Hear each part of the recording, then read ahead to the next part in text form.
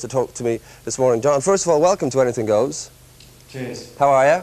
Fine, thanks. Just in reference to that single, a number of people mentioned to me at the time that they thought it was extremely good, and it got quite a bit of airplay in this country. How did it do for you? I just got around, I think it got into about 90 summit, but it didn't really do very well. I thought it'd be a good idea for a single, but I was obviously wrong. Well, what about pursuing that line some more? You're obviously very involved with Whitesnake. Will you do some more solo work at some stage, do you think? Yeah, eventually I want to do some more solo things, but at the minute things are so tied up, you know. I'll be working for probably in the next 7 or 8 months anyway, working with Whitesnake. We're touring for a long time. Oh. So, I don't know, it'll probably be about a year before I get any more solo stuff released. Okay. Well, what about that transition period between finishing up with Thin Lizzy and joining Whitesnake? How much rehearsal time did you have to put in with the band? What, with Whitesnake? Yes. Well, we just started rehearsing about a week ago, and yesterday we got the full production in, so it's going quite well. I think we're doing about 10 days rehearsing before the tour. We're starting on the 17th in Dublin. Right. Now, you presumably would have had to learn all the guitar pieces, relearn them, or learn them for the first time, because you were used to playing with Thin Lizzy for the last 10 or 11 months or whatever amount of time you spent with them. How long did you personally put in to those pieces? Well, I live my life day by day, you know. I don't generally worry about too much. I never spent much time learning the songs. I'll just bust my way through till I pick them up, flying by ear. Okay, that's rock and roll, all right. Yeah. Now, I know that Whitesnake are very big in Japan and in Europe, yeah. And I heard on a BBC interview recently that you're going to go to America shortly. What's the situation for the band in America? Well, Whitesnake, they're not too big in America. Everybody knows about Deep Purple and everything out there, so, I mean, if you just say, oh, I play with Whitesnake, then they don't know what you're talking about, you know. But if you say, well, it's like ex-Deep Purple and all this, and explain, because like it's Trapeze was quite big out there. Mel Galley was from Trapeze, yeah. And if you mention Thin Lizzy, of course they know out there.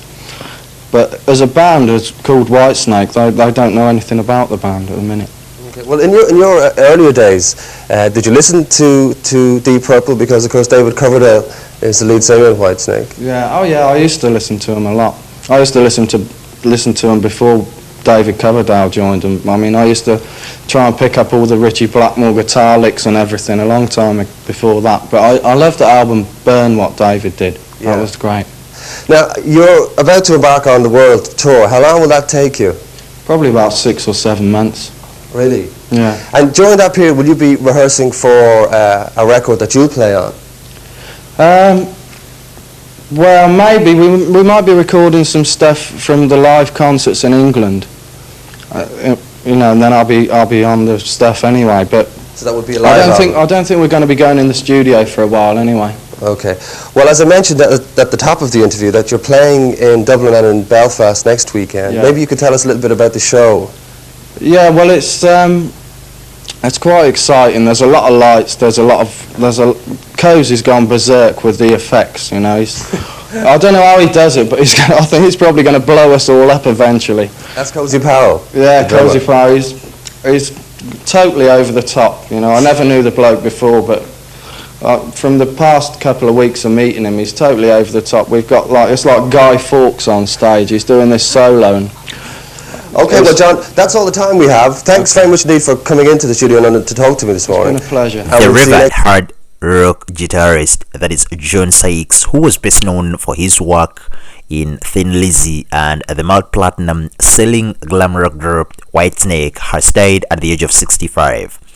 Following a statement that was posted on John's official Facebook page, which revealed that John had been diagnosed with a couple of health-related illness, the statement read, "It's with great sorrow we share that John has passed away after he had fought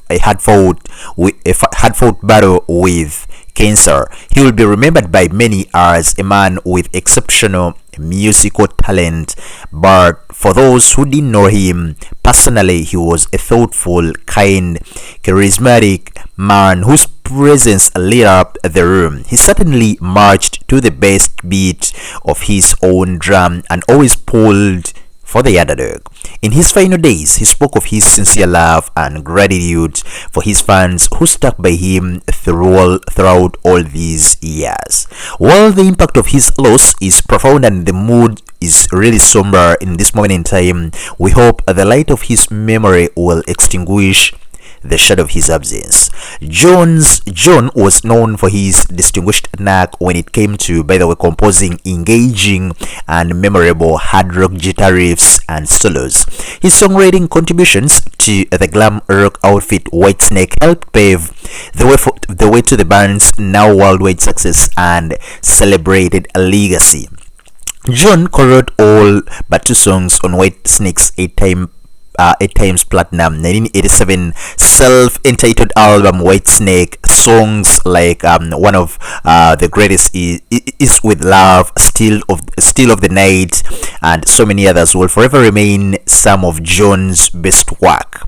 To this day, they stand as some of the most iconic guitar tracks of the 1980s. And of course, for those who didn't know, you can go and check out this music. John was dismissed from Whitesnake following the release of their self-titled album, and then went on to join the English hard rock outfit Blue Madder until the band broke up in 1994. Following Blue Madder's disbanding, John returned to Thin Lizzy in 1996 and took over vocal duties for the band until just a couple of years ago in 2009. Many bands and musicians from the 1980s hard rock and metal scene have credited John for his underrated musicianship and of course virtuosity on the guitar, while John didn't see the same worldwide recognition as other like-minded 1980s guitar heroes, the likes of Eddie Van Halen, Zakk Wylde, or Bettencourt. His musical contributions to the genre and capabilities and talent as a guitarist are no less significant. We are praying for the family, friends, the family, and all the fans. And the interview I've just watched was him, speaking a couple of years ago. Rest in power, King.